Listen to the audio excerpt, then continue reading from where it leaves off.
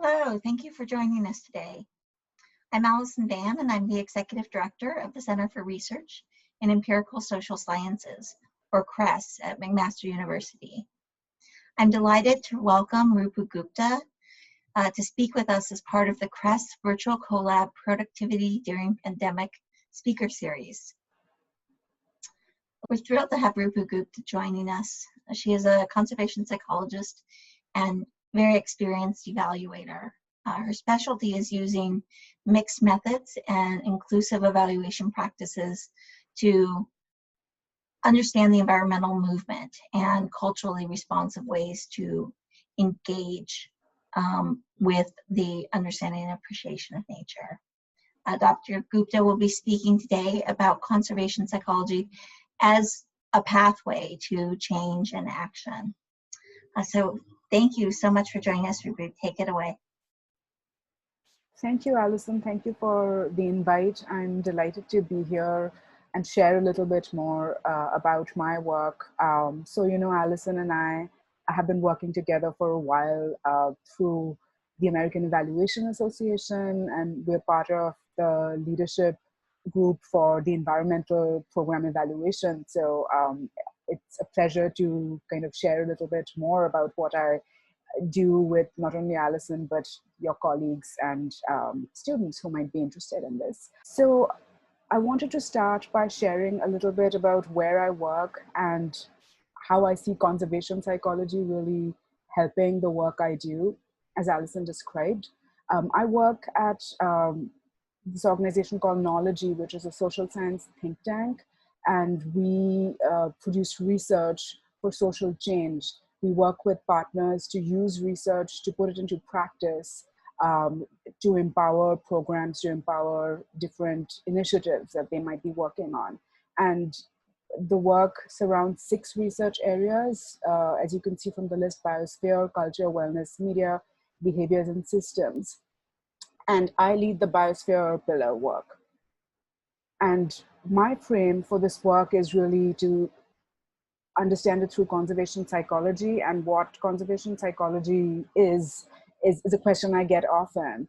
And it's really about understanding our relationship with nature and the fact that they are very intrinsically tied together. Humans are part of nature, and we need to kind of highlight ways in which people will be motivated to care for nature. So conservation psychology really emphasizes the motivations and barriers people have to take care of nature, to protect nature. So there's an ethic of care that's embedded in this field. And it is a field because it draws from perspectives from not only psychology, but other related fields like environmental studies, like sociology, environmental sociology. So it's a pretty interdisciplinary field by itself. So to give you some insights about what those relationships might be, we all know that nature plays a huge role in human life. You know, psychologically, it means a lot, especially now in the context of the pandemic. You know, everyone's seeking out nature, trying to connect, trying to escape from their homes, their, very dreary city lives. So nature plays a huge role in restoration, in our attention restoration, and thinking about, what it means psychologically for us. We are also part of several groups and communities in our daily lives, whether, through family, through work, through cultural experiences. Those in groups also provide a frame for us to think about how our relationship with nature plays out. So that's another part of that intertwined relationship. And when we think about environmental behaviors and the kinds of actions we can take, there are several motivations and influences for why we may want to do a specific action versus another. So, all of that plays into understanding why people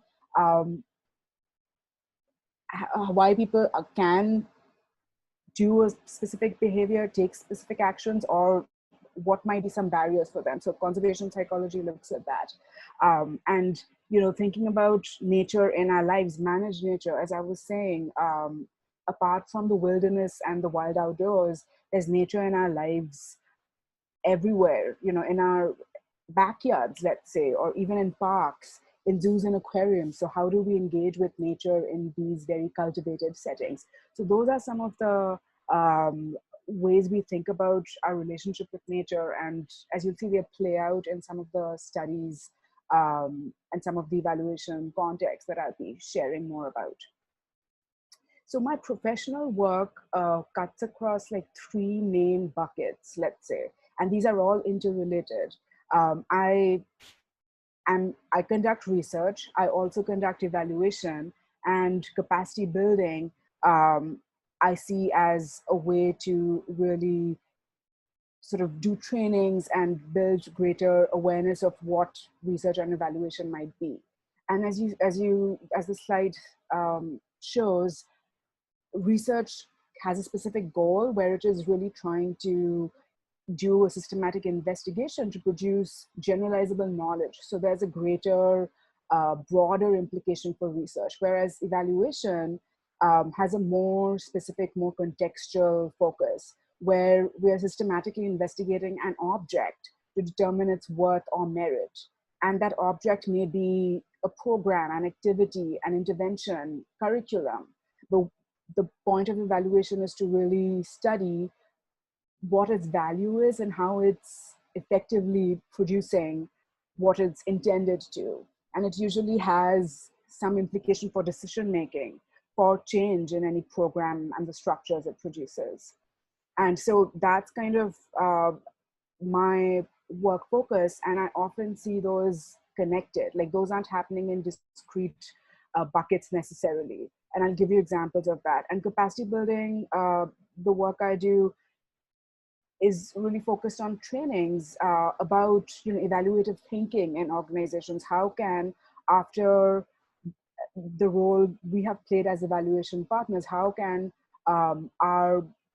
the organizations we work with sort of continue that work? How can they become more skilled in conducting evaluations on their own? So that's the kind of capacity building work I do. So at Knology, the areas of interest and the foci of my research and evaluation are these three areas. And I thought I'd provide a couple of examples for each of these. So equity and inclusion in nature, climate resilience, and environment as a pathway to learning. These are kind of the three main areas of my work. So I'll start with equity and inclusion. And this is really about thinking about representation and who is part of conversations about nature, conversations in nature, who is at the table, and how can we broaden the audiences that are part of this conversation, and how can we make it easy for everyone to participate in equitable ways. And I think we all have a pretty good sense that, you know, when we think about environmental work in particular, it is a fairly homogeneous field, at least as it appears through media portrayal, through academic work, you know, that it is very white and that minority voices are not really depicted. But is that really the case? And, you know, is that a matter of representation? So that's the kind of research and investigation I do in this area. So the first example I wanted to show you was this project we were part of a few years ago called EECapacity, which stood for Expanding Capacity in Environmental Education. It was a program, a project led by Cornell University with the North American Association for Environmental Education. And it was trying to strengthen and diversify the field of environmental education. So that's a really tall order, right? Like, it's trying to diversify the field. And the way it was doing it was through all these partnership building activities, training, supporting networks, and kind of really profiling leadership and excellence.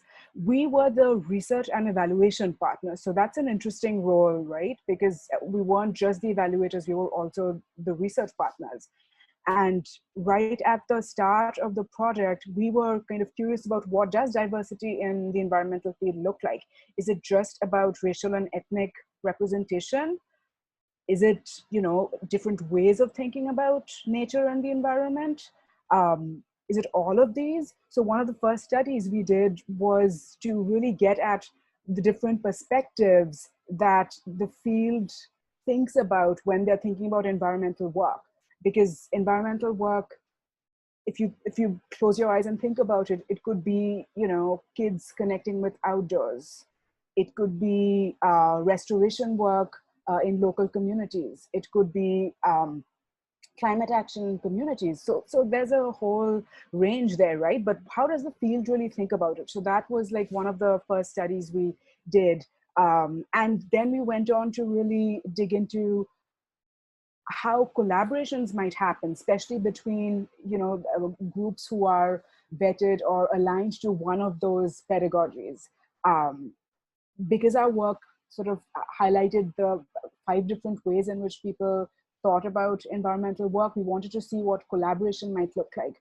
So that was really insightful, because that collaboration really boiled down to kind of cultural competence, because it was people with very different perspectives and worldviews of what nature is and what the purpose of environmental education work might be, was guiding the work. So it became a matter of kind of an intergroup collaboration context. And so using those research insights, we went into kind of the evaluation, thinking that those insights would be really helpful for us to learn how all the initiatives, all the programs that were being conducted through this project could actually be starting to diversify the work. So it was really trying to draw or build bridges between environmental education, which is a fairly siloed field, and more localized civic ecology projects, where it was about, community gardening, restoration work, and how can the work be expanded at the state level. How are these groups working together and sort of broadening the reach and ultimately the impact of the environmental work, right? Online learning. There were lots of online courses developed through this project. And so we were interested in looking at, through surveys, through interviews, through focus groups, how, the understanding of environmental work and the priorities for environmental work were being conveyed. And then how were communities of practice being developed amongst professionals and those who were doing this work. So it was a really, I'm going to say, for my professional work, it was fairly groundbreaking, because that model I spoke about different groups coming together, different groups working together beyond their individual environmental goals and working towards a larger common superseding sort of vision, grounds a lot of the work that I've been doing moving forward, because it really changes who's part of the environmental community and not just the field, and what does that look like. So the picture I'm showing is about these kids involved in very localized tree planting efforts, and that's environmental work too, because you're greening spaces in your communities. You are empowering kids who are part of a neighborhood to sort of become more environmentally activated. So with that, I'm going to transition to another project where we used that model again, this time with the Children and Nature Network. And this project was called Green Schoolyards for Healthy Communities Initiative. And their model was to use green schoolyards, to develop green schoolyards in a school context, to provide community access to more greener, more restorative spaces. And it was really about reshaping, what schools might look like and how schools might help in creating more community cohesion. So that was the vision for the project. And we were, in this project, we were the evaluation partners. And we started by sort of mapping out through a logic model development process what the initiative was trying to do. And what we did in that processes really identify kind of the different components that were envisioned for the project. So the kinds of resources and assets that Children in Nature brought to this initiative, who the audiences are, who the stakeholders were involved. So it was the school community, administrators, teachers, students, but also students' families, community members who live near the schools. But there were also city officials, architects, horticulturists who would be part of this process of building green schoolyards. So they were all involved in this as we mapped out the audiences, the stakeholders involved, and identified what some of the goals were for this. And that kind of helped us identify what the focus of our evaluation would be. And we focused on two aspects of it, pilot testing in 3 cities of a model of how these different groups, these very disparate groups with different ideas and different affordances for green schoolyards were coming together. How were they working together? So this was again where we really use that model because it's about different groups who are working towards a common goal, but who have very different worldviews and ideologies that are informing the work. So that was one part of it. And then the second part of it was, how was the network that sort of went beyond on the ground work, but more about professional capacity in the field. How was the network thinking about the value of green schoolyards, thinking about green schoolyards as a priority for research, for advocacy, for policy changes? So we did focus groups with a group of professionals before, like at the start of the initiative and at the end of the first year of the project, to see how their thinking about the initiative had changed. And it was really insightful to hear how they are not only using green schoolyards in their work, but what it would take to move it and create policy and make it a national priority, really. So that was sort of our work with Children in Nature Network, really looking at a two-pronged approach to thinking about how green schoolyards can become a model. Before I move on to the next initiative that I want, the next focus of my work, because we are a small group, I just wanted to pause and see if there are any questions.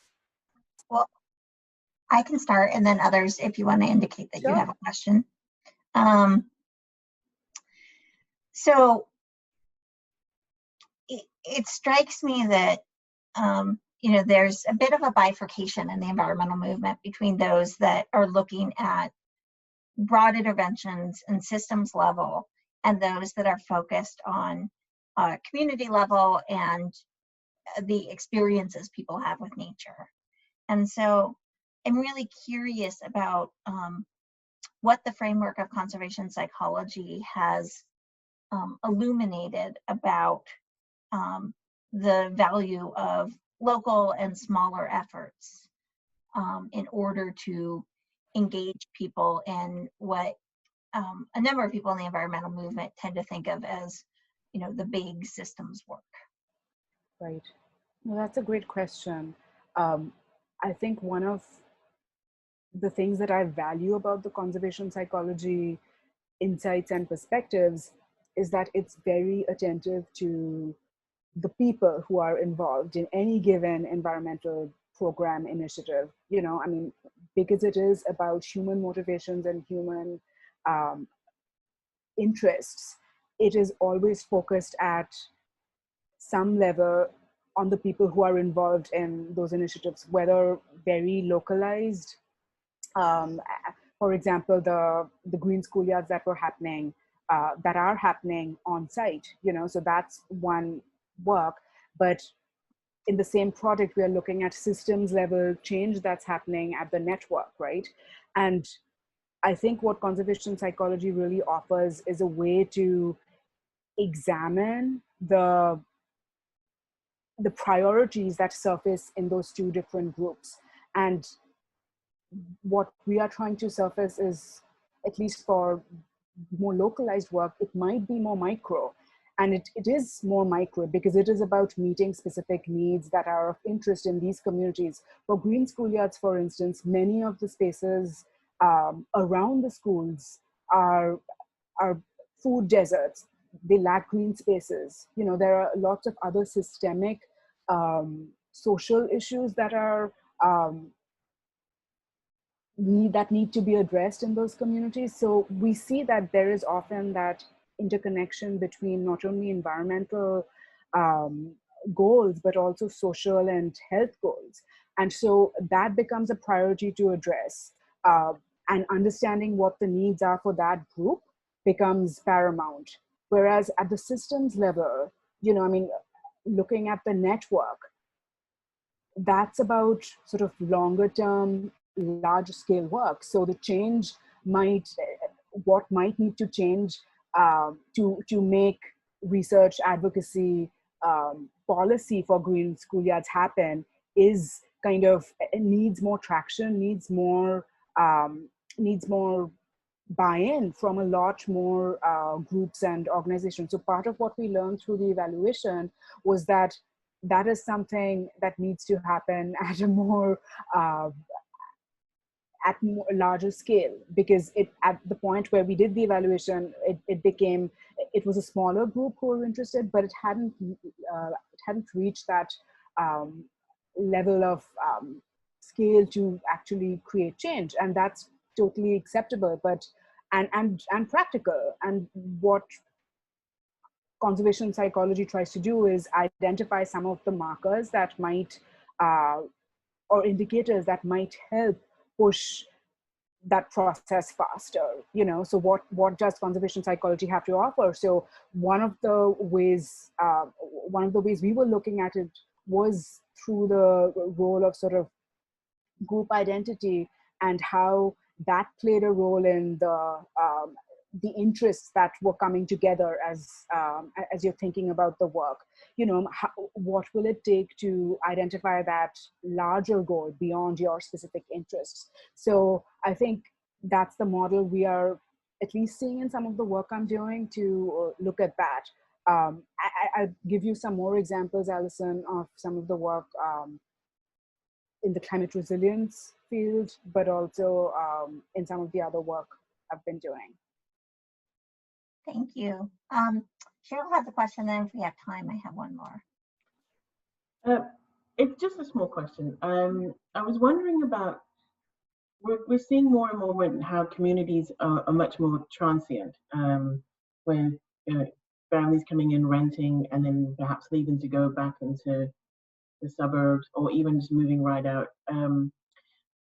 Is there a difficulty with sustaining any kind of ownership, especially on the parent level? I think with children, they really sort of get what's going on. They get that there's a need for this, and not only the need, they love doing this kind of thing where they get their hands dirty. So I almost think the challenge is on the next generation, to get them involved. And you sometimes get well, this isn't my permanent home, so I'm not really going to worry about it, but there's a much bigger picture when you look at what's going on and trying to get that generation much more involved in what's going on, I guess, with their immediate environment and the ownership that may or may not be coming with that. Is there a great deal of difficulty or work getting that generation to own not just this is my immediate surrounding and I need to plant a tree, but this is a much bigger picture than that one tree that we're planting in our neighborhood, and I need to own that big picture as well? Yeah, that is such a great question, and I do have a fair bit to say, so I'm going to see how I can make this more concise. You know, I mean, a lot of the environmental movement has focused on children as, you know, the problem solvers, the folks who will change the world. And yes, that's great, but when we look at who actually has the power to create, you know, collective change through voting, through supporting policy, through, you know, organizational level, the sorts of changes that happen, it's adults, right? So getting sort of thinking about their role is somewhat of a challenge in the field, because a lot of the shiny things we see through media, through work of lots of young folks, sort of really points to how they are the next generation who's going to change the world. But it is, at the end of the day, what we can do as adults as well. So what I will say this, that it's you need to have both for sure, but the challenge is to really think about how that work can be shared. And I am quite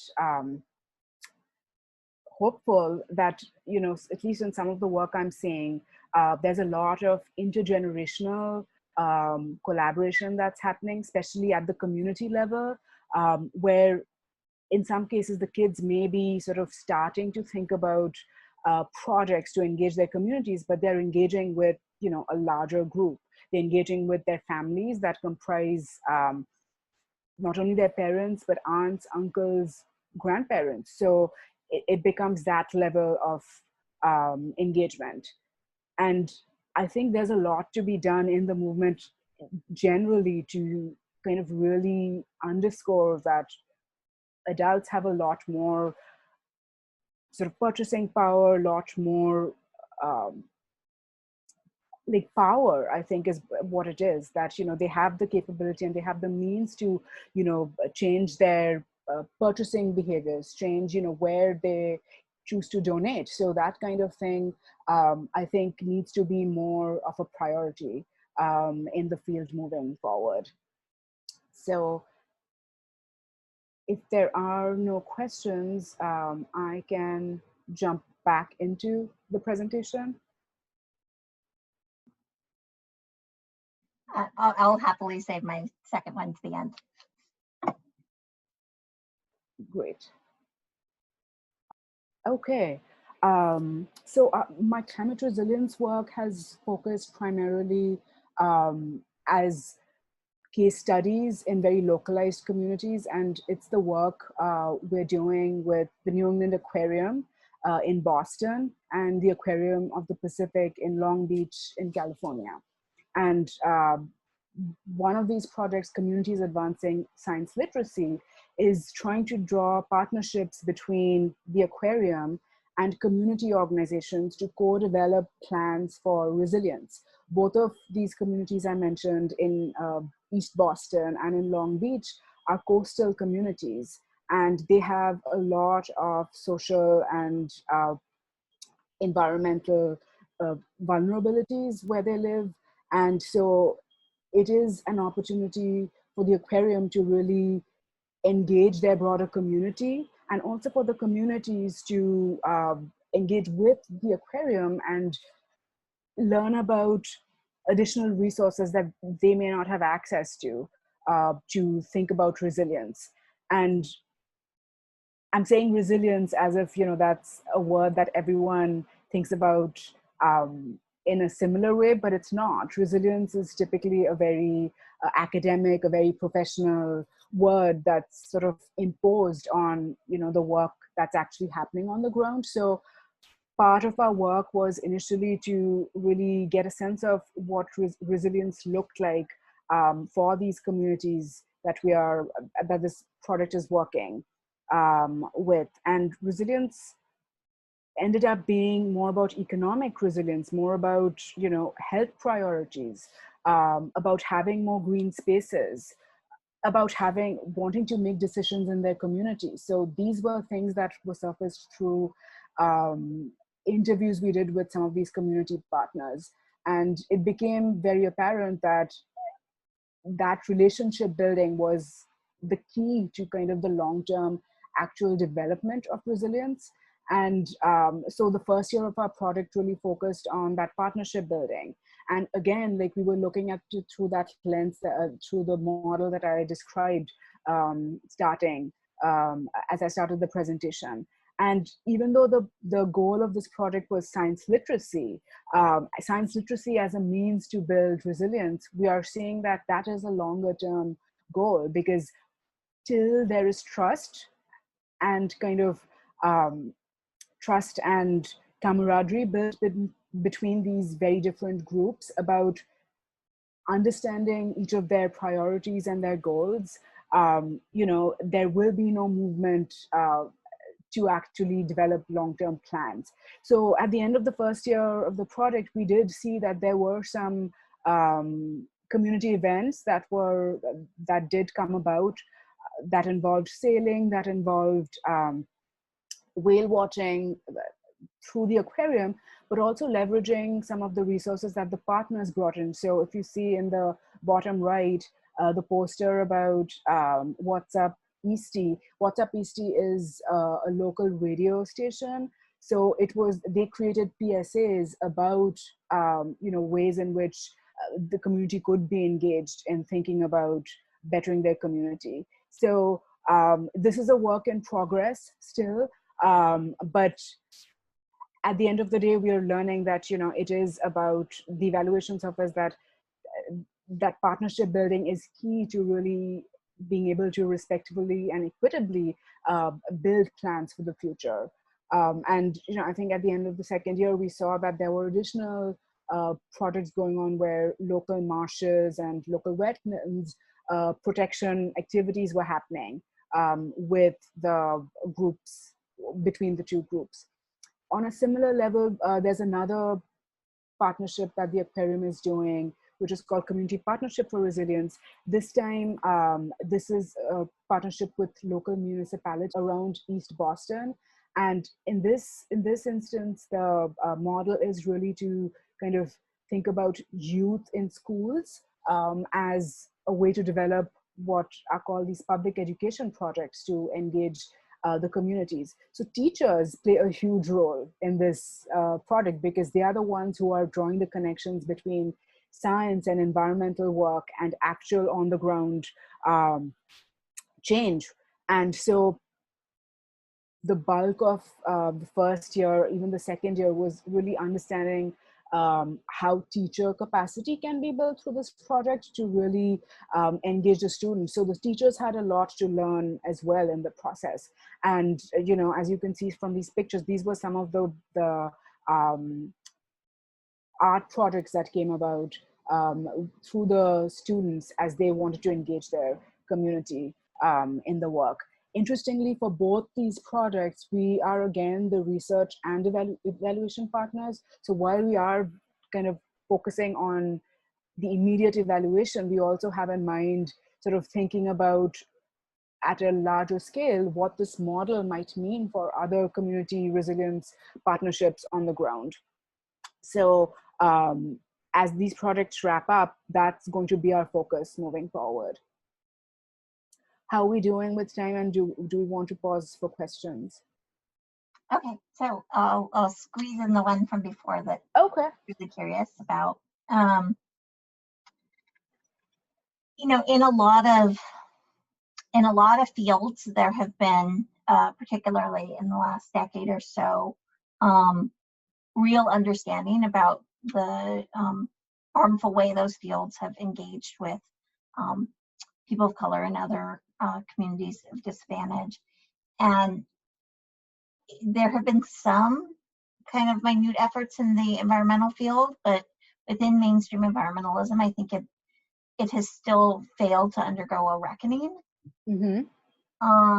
And I'm curious, as you kind of look at the dynamics of a lot of what is actually happening on the ground with communities of color versus sort of the mainstream environmental narrative around who is making a difference and what the appropriate levers of change are, and whether you think there are sort of glimmers of a reckoning, or that this might be a fundamental problem that lingers for quite a while. Yeah, no, you're absolutely right.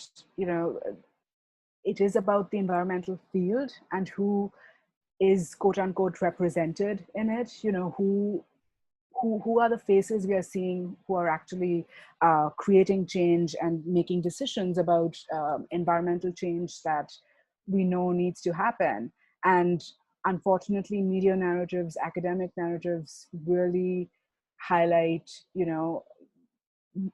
the work of Caucasian and many men as well. I mean, the environmental field is very much comprised of women, white women, but it's the men who typically kind of get the spotlight, and that's a problem. And so part of that first project, EPA-Capacity, that I was describing, one of the things we did was we wanted to actually map out who considers themselves environmental educators. And we did a census level study of a national study, basically, and found that the field is actually more diverse ethnically than we know. So that was really promising, because what it also highlighted was not only the demographics, but the fact that many in the group who think of themselves as environmental educators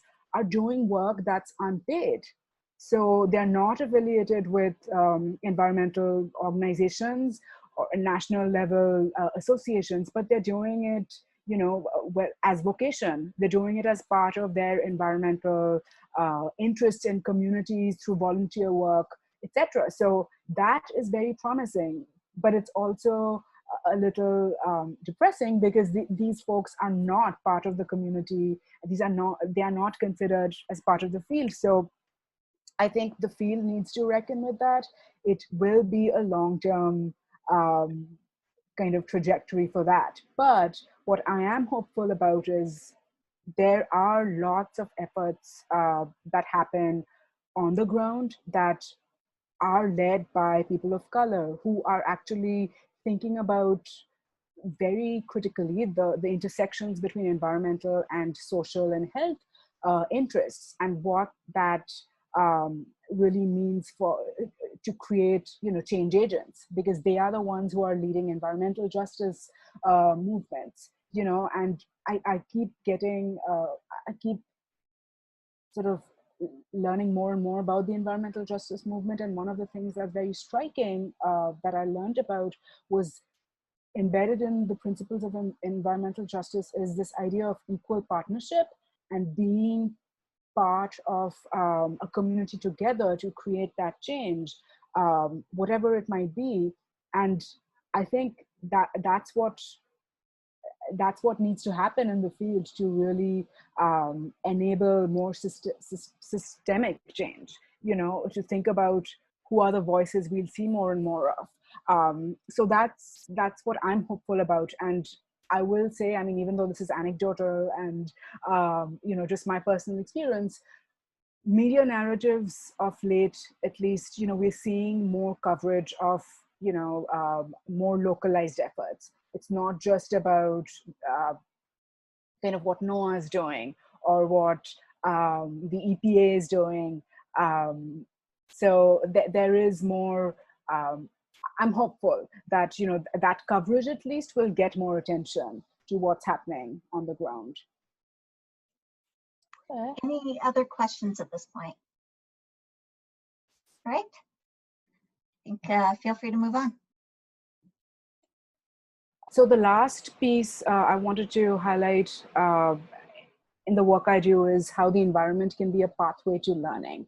And like a lot of what we've been discussing, the environment might mean many different things to different people, and how that environment, whether it be nature, whether it be more built environment, how that helps people learn is the focus of this research area. And learning could take very different forms. So I will start with this project I did with Zoo Tampa, and this is part of the work I do with a lot of informal learning institutions like zoos and aquariums, and really thinking about how their conservation work is engaging communities and helping the groups really be part of an environmental movement. So with Zoo Tampa, we started by doing a large-scale needs assessment of what the organization really wants to focus on as part of their conservation and community-focused priorities. So we started with that and spoke with the education department, leadership, staff and volunteers from different departments to really understand how the people who are at the forefront of conservation at the organization were envisioning they would engage the public in conservation efforts. So as part of that needs assessment, we really focused on a whole bunch of different initiatives, one of which was this program called Beautiful Beasties that they had co-developed with a local school, a local arts organization, and it was a really nice art and science collaboration because it was to help kids really co-develop an exhibit at the zoo. And how that happened was, and the exhibit, they were focusing on reducing plastic use. And so as they were learning about the impacts of plastic pollution in the local waters and what it does to plankton and other, microscopic life beings, they went to the local waters and sort of did a cleanup of all the plastic they could find, and they used the plastic, worked with the arts organization to really develop these exhibits depicting not only the different organisms that are impacted, but also developed messaging to reduce plastic use for the community. And this exhibit was at the zoo. So that was a huge deal for these kids from a very low income area around the zoo. And so for them to have been engaged in this, to have actually created this and to have that be seen by the local communities was a huge deal. And so our evaluation was focused on sort of the collaboration very broadly. We were looking at what it meant for the partnership between the zoo, the arts organization, and the school, but also how the youth were impacted, not only in terms of their school performance, their school interest in school activities, but also what it meant for empowerment, for confidence building, for skill development. So it was a huge success at the zoo, and I think it was. I love these pictures of that were showcased and how excited the kids were. So that's one of the examples. I'm going to move on to another one focused on our work with the Nature Conservancy for a number of years. We were the evaluation partners on their youth development programs, specifically called Leaders in Environmental Action for the Future. And the whole goal of this program was to create a pathway to build a more diverse environmental field. Again, a longer term goal, but their model for doing this was to have an internship for high schoolers where the high schoolers spend a month over the summer working with Nature Conservancy staff who are ecologists, naturalists, to do restoration work, to do more hands-on conservation work in Nature Conservancy lands. And the whole goal was to help them become more interested in environmental careers and develop confidence skills. And we looked at this program for a number of years. And, over the years, consistently, we were really surprised, and not surprised, let's say, but we were reassured that we saw that these kids, consistently, when they came back from the internship, so we did the evaluation like at 3 different points of time. Once immediately after they came back from the internship, one I think 6 months down, and sometimes, and in a few cases, we even did kind of a retrospective one after they had completed it altogether. So, using those different data points, we found that their after they came back from the internship, they had completely changed their views of nature, and they were thinking about it very differently when they went back to their communities, their homes. These kids were from urban areas. Many of them had never been in such close contact with nature. So to have had that kind of seminal experience, they were thinking about their relationship very differently. And they also learned about new ways in which they can kind of continue to have positive impacts on the environment through these environmental careers. And surprisingly, as I said, like many of them, most of the staff were Nature Conservancy staff, natural scientists, but what they were learning was about the breadth of environmental careers, that it wasn't just about science-focused ones, but it could have implications for law, policy, environmental education. So they were broadening their definition of what environmental careers and their work in the future might look like. So it was also a very gratifying evaluation to be part of.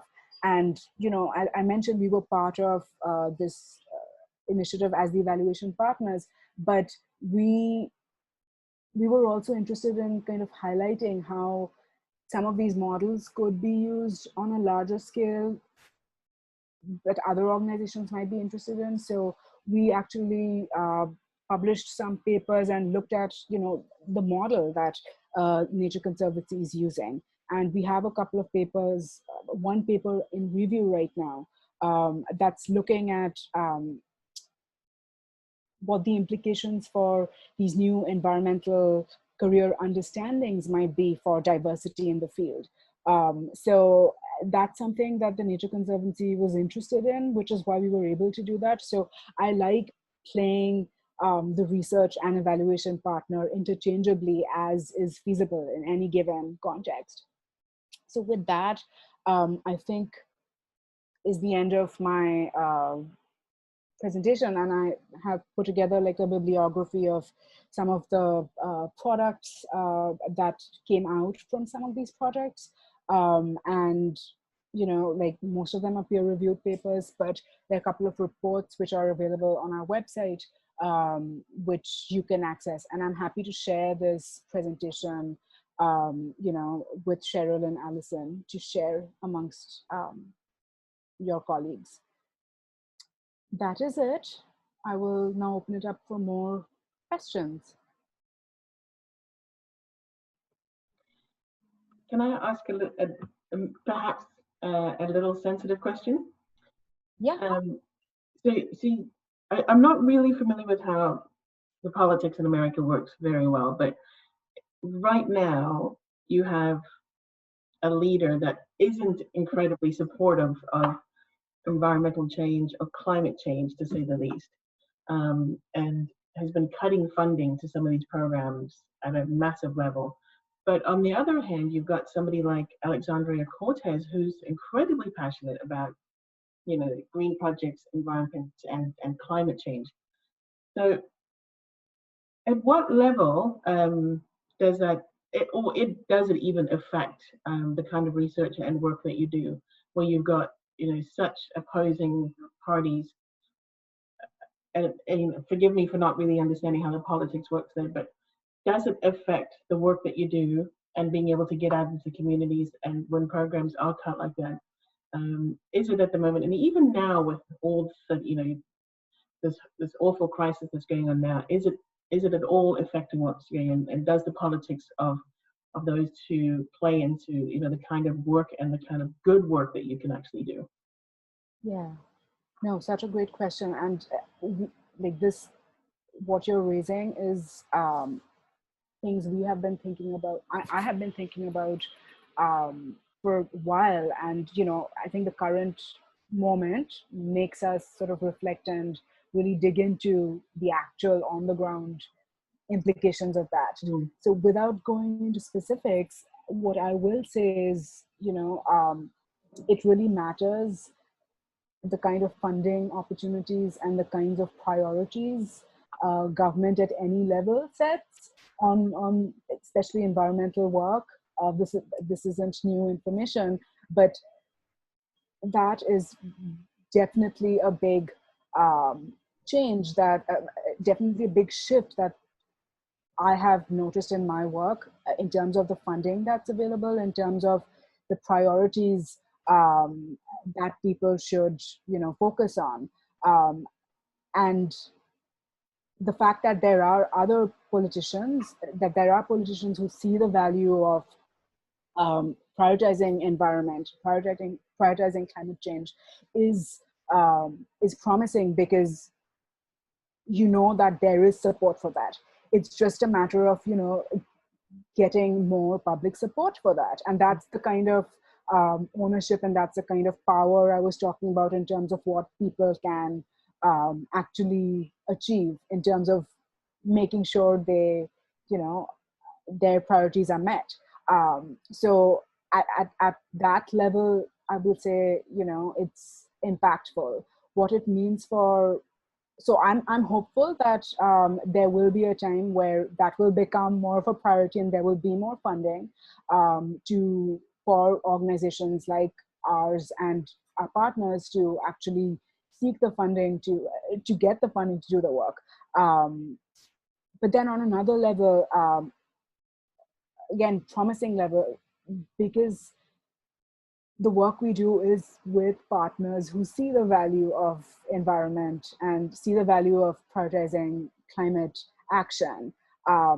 They are also kind of in the same boat, and the pandemic has really,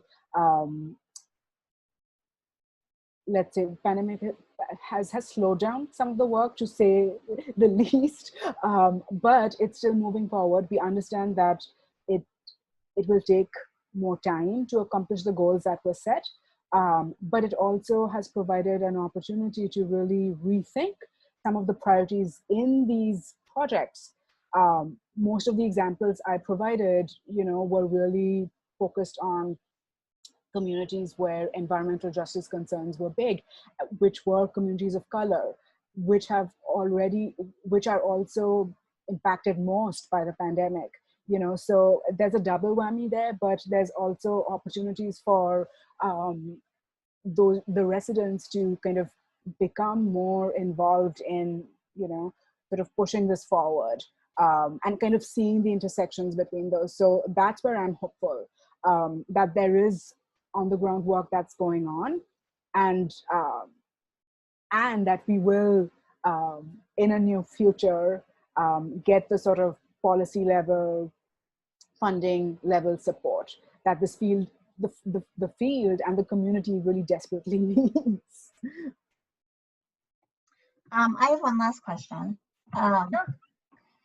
Well, as you know, Rupu, I've gotten fairly interested in looking at trauma around climate change and sort of thinking about collective trauma. And a lot of how I started by thinking of it was around the extreme weather events and crises emerging from that, and how do you approach community level trauma. One of the things that I came upon in the literature, though, was really looking at the psychological processes around even thinking about major environmental issues like climate change, and the extent to which people experienced an emotional shutdown that was very much connected with a sense of both shame and trauma. It struck me at the time that in many ways it's very similar to a lot of the struggles that have been talked about in terms of the response of white people that haven't had effective training in sort of understanding diversity and inclusion issues. That sense of overwhelm and shutdown around being able to engage with these complex, extremely impactful issues. And so I was curious what, through your research and evaluation, or some of the literature you're familiar with in conservation psychology, helps to inform that conversation around keeping people open when a lot of the psychological processes are meant to shut down all of the feelings that can come up when talking about these sort of big systemic environmental issues. Yeah, so one of the projects where we really looked at the emotional experiences of educators who are involved in environmental work was through this project called National Network for Ocean and Climate Change Interpretation. And it was about capacity building in the education space. And the what we learned was, that part of this process for them, thinking about environmental work on a daily level through personal interest, through professional interest, as you described, was boiled down to really experiences of trauma, because you're always thinking in terms of a doom and gloom mentality that the world is ending, and we have one chance to fix it. So there are these sort of reinforced experiences psychologically that happen amongst educators. So thinking about the emotional resilience, thinking about the psychological resilience for these groups should be a real priority, and it's not in the environmental field. And the same is true for people who are actually in the front lines in communities that have experienced the impacts of climate change, those vulnerable communities where there's been flooding, where there's been hurricanes, their experiences of sort of being in that in a long term, in the long term, is also that of trauma. So I think what we're learning is that this is a reality that needs to be addressed. I don't think there is enough research or even priority setting to really think about what this might mean for capacity building, not only for the professionals, but the people who are impacted. There's other work, I think, that has identified like children's sort of thinking about climate and how parents sort of shield them. Is that a good thing to shield them when the reality is that it is happening? Like, what's the balance there to really provide a realistic picture so that they don't become really sad and depressive, but also to empower them in a way that gives them hope. So I think that's still a question that's emerging, and I'm very interested in the resilience of the environmental sector that way, and specifically now because I know, at least in the informal learning sector, which I know they're all kind of they were already affiliated with organizations and associations, there have been massive layoffs and furloughs and job losses throughout the sector. So many of these folks are have no jobs.